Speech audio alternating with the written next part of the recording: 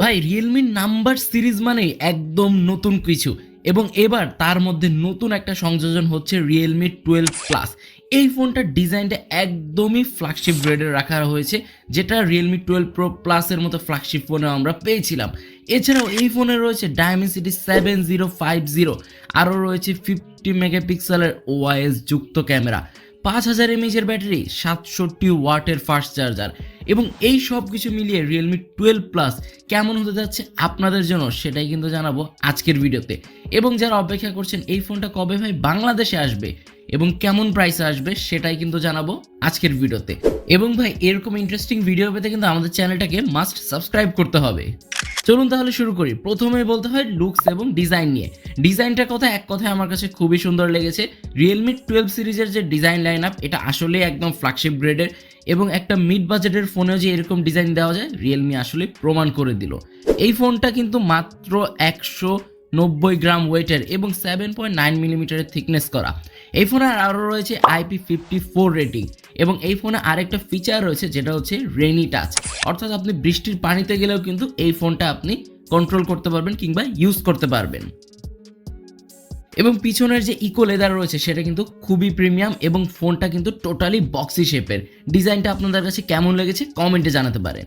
ডিসপ্লেতেও কিন্তু পিছিয়ে নেই, কারণ এখানে রয়েছে 6.67 ইঞ্চের ফুল এইচডি প্লাস রেজলিউশনের একটি অ্যামোলেড ডিসপ্লে, যেখানে 120 হার্জের রিফ্রেশ রেট রয়েছে, এবং এর পিক ব্রাইটনেস হচ্ছে 2000 নিটস।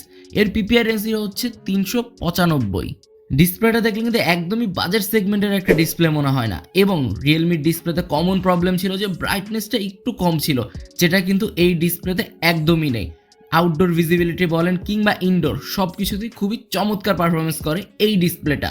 এবং ডিসপ্লের ঠিক তলায় রয়েছে এর ফিঙ্গারপ্রিন্ট সেন্সর, যেটা খুবই ফাস্ট এবং অ্যাকুরেট।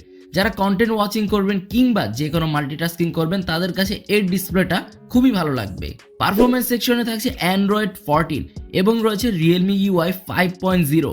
চিপসেট নিয়ে বলেছি মিডিয়াটেকের ডায়মেনসিটি 7050 থাকছে, যেটা একটা 6nm এর 2.6 গিগাহার্জের একটি প্রসেসর, এবং এর জিপিইউ রয়েছে মালি G68 MC4।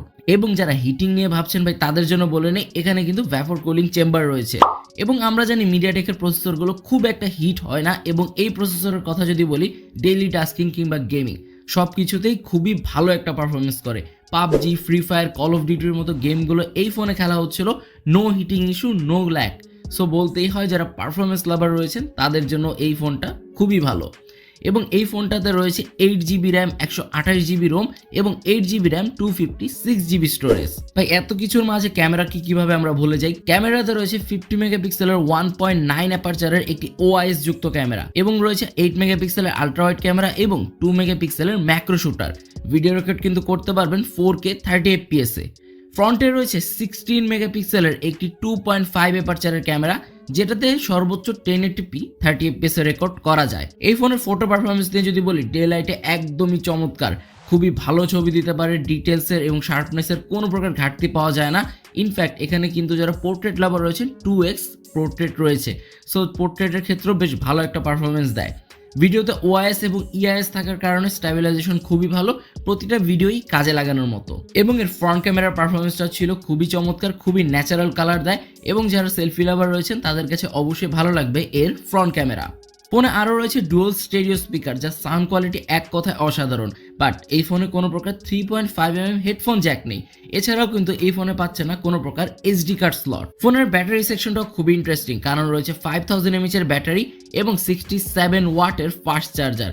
কোম্পানি ক্লেম করছে 0 to 100% চার্জ হতে এই ফোনটা সময় লাগে মাত্র 50 মিনিট, এবং এই ফোনটা দিয়ে 50% চার্জ হতে সময় লাগে মাত্র 20 মিনিট। ভাই এই তো ছিল রিয়েলমি 12 প্লাস।